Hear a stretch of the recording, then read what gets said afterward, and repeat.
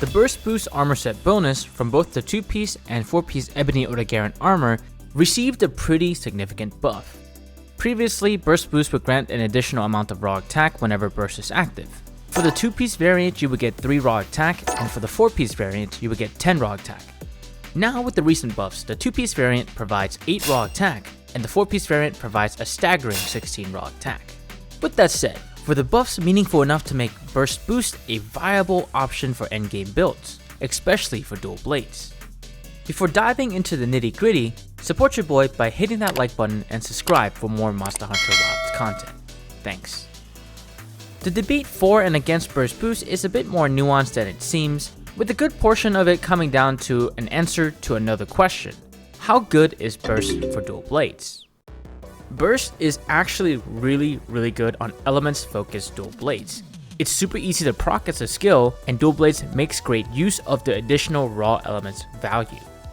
Burst is also super reliable compared to alternative build paths for dual blades due to the weapon type itself struggling to utilize certain armor skills like maximum might to reach a consistent 100% affinity. Before even accounting for the Burst Boost set bonus, level 5 Burst provides the dual blades 18 raw attack and 120 element attack. For dual blades, we make great use of both the raw and the elements value, which translates to a very consistent damage boost, with very little upkeep needed as long as we are using an elements focused build.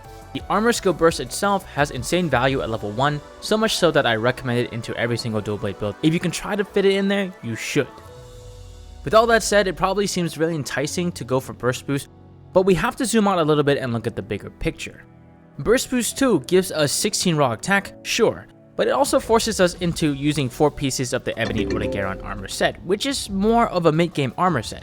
The skill economy on these individual armor pieces are much lower compared to endgame armor sets.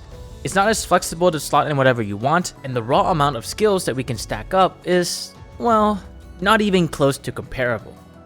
Essentially for Burst Boost, you trade in the potential to have more points in very strong tier 3 armor skills like Weakness Exploit, Agitator, or Adrenaline Rush for just a bit of a raw damage boost.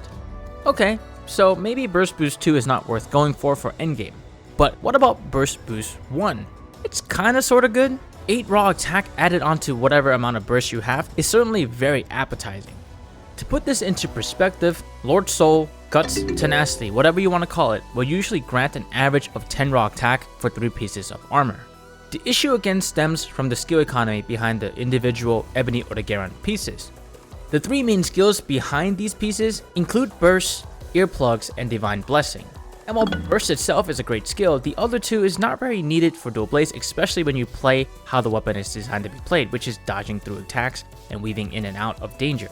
And when we look at the beta version of the Odogaron pieces, there is a lack of valuable decoration slot for our weapon type. Dual blades themselves don't make great use of 2-slot decoration armor skills, like Maximum Might or Counter Strike. If we were talking about something like Lance or Longsword, I can see the immense appeal of Burst Boost 1.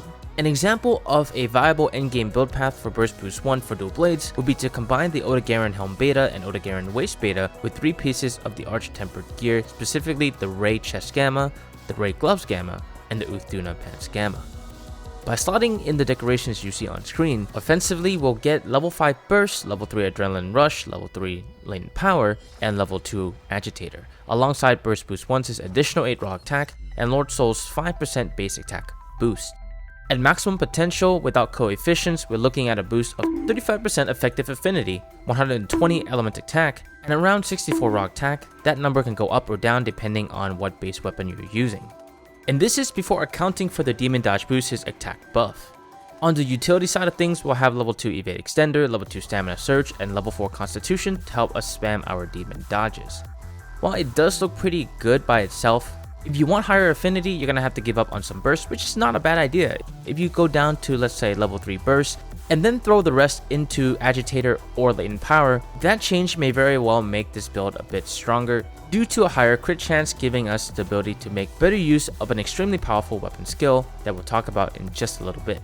Once again though, this build does lack a bit of choice in terms of armor slot decorations and flexibility, and also once you get to the late endgame, the Odogaron pieces might start dragging you down and causing you to cart a bit more often due to its lower defensive values and maximum defensive values when you upgrade it to full.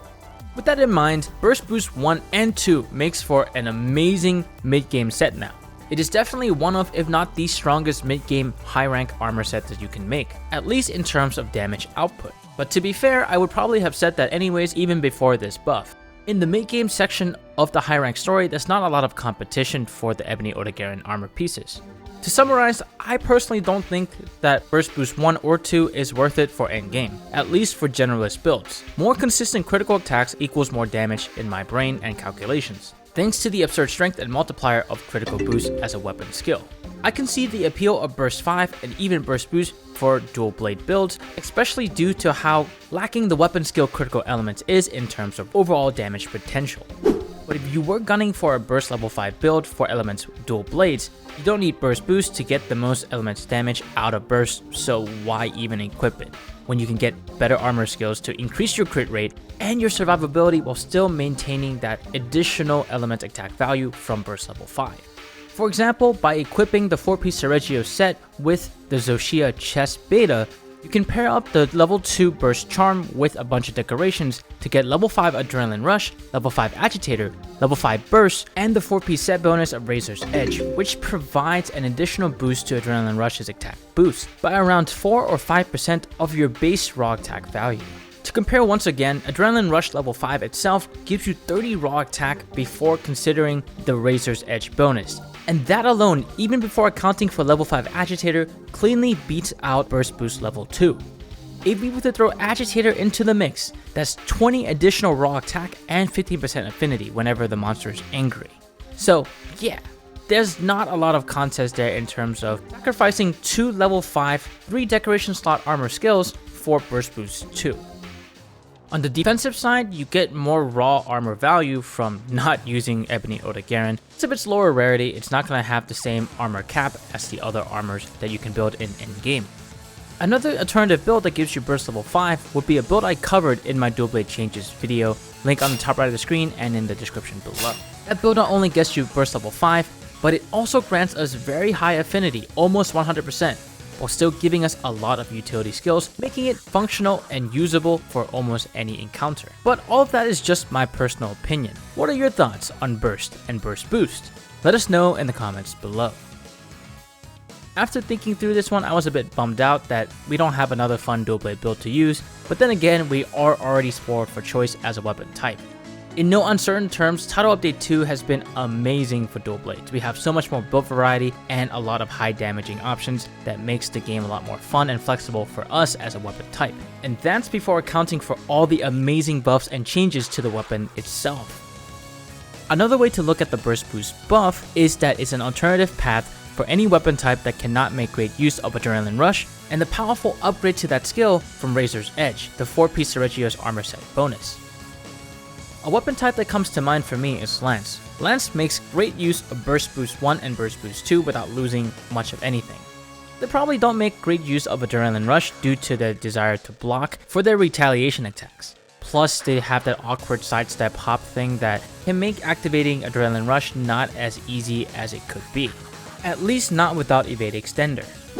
Overall, I'm pretty happy that Capcom are looking into the mid-game armor skills and are trying to give them proper upgrades, especially the 2-piece versions of the skill. It opens up a lot of doors to build crafting and build variety, which is something I'm always on the lookout for. If you enjoy these types of videos, support your boy by hitting that like button and subscribe for more Monster Hunter Wilds content. Thanks. If you'd like to learn more about how dual blades got buffed and my thoughts on it, check out this video on screen right now. I wish you the best on your talisman hunting journey. My name is Rorsana, and I'll see you in the next video.